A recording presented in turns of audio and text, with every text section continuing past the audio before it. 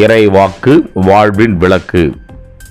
பின்பு அவர்களிடம், ஓய்வு நாளில் நன்மை செய்வதா தீமை செய்வதா, உயிரை காப்பதா அழிப்பதா, எது முறை என்று அவர் கேட்டார்.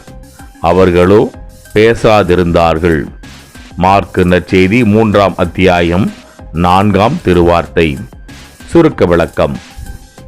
அக்காலத்தில் நன்மை செய்வது, உயிரை பாதுகாப்பதே சரி என்று சொல்லக்கூட மனமில்லாத மக்கள் மத்தியில் இயேசுவின் பணி சிறப்பாய் இருந்தது.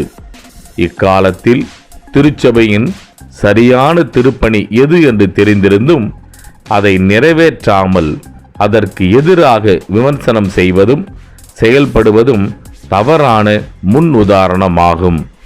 மனம் மாறி அவர் திருப்பணி நிறைவேற்ற முயல்வோம். ஆமேன்.